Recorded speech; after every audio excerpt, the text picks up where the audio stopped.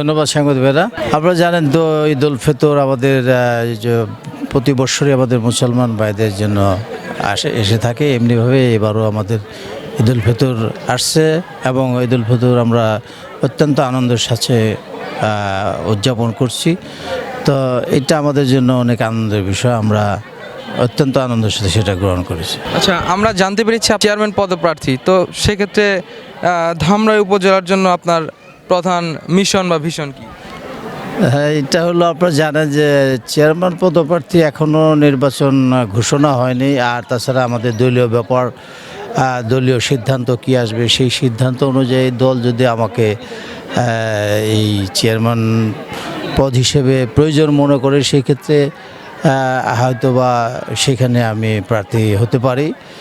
তাছাড়া তো আমার ব্যক্তিগত কোনো বিষয় না, এটা দলীয় বিষয়। দলের সিদ্ধান্ত অনুযায়ী আমরা ইনশাল্লাহ কাজ করব। জি, আরেকটা ব্যাপার, সেটা হচ্ছে আপনি যদি চেয়ারম্যান হন তাহলে আগের তুলনায় আপনি এখন কি ভিন্নতা আনতে চান? আমি তো চেয়ারম্যান, তো একটা অন্য দেশের বা একটা উপজেলার উন্নয়নের কাজের সাথে সম্পৃক্ত থাকে, এটা তো সকলেই জানেন। সেই ক্ষেত্রে আমি তো নিশ্চয়ই চেষ্টা করবো ধামরাই উপজেলাকে সারা বাংলাদেশের তুলনায় সবচেয়ে ভালো করার জন্য। এইটি তো থাকবে আমার প্রত্যাশা, কারণ আমি চাই ধামরাইয়ের স্বচ্ছ, সুন্দর, সন্ত্রাস দুর্নীতিমুক্ত একটি সুন্দর ধামরাই থাকবে, এইটি আমাদের প্রত্যাশা। আমি সেটার জন্য কাজ করে যাবো ইনশাল্লাহ।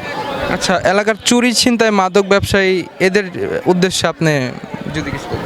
এই চুরি, ছিনতাই, মাদক বিষয়ে এই ব্যাপারে আপনারা জানেন, ইতিপূর্বে আপনারা শুনেছেন আমাদের ধামরাই ঢাকা 20-এর মাননীয় সংসদ সদস্য জনাব আলহাজ তমিজউদ্দিন সাহেব বলেছে, এবং আমাদের প্রিয় নেতা বিএনপি চেয়ারম্যান বর্তমান প্রধানমন্ত্রী জনাব তারেক রহমানও ঘোষণা দিয়েছে যে কোনো মূল্যে বাংলাদেশকে মাদকমুক্ত, সন্ত্রাসমুক্ত একটি সুন্দর দেশ হিসেবে সে প্রতিষ্ঠিত করতে চায়। আশা করি আমরা অবশ্যই তার নির্দেশ অনুযায়ী আমরা ধামরাইটাকেও এই ধরনের অপকর্ম থেকে আমরা মুক্ত রাখবো আশা করি।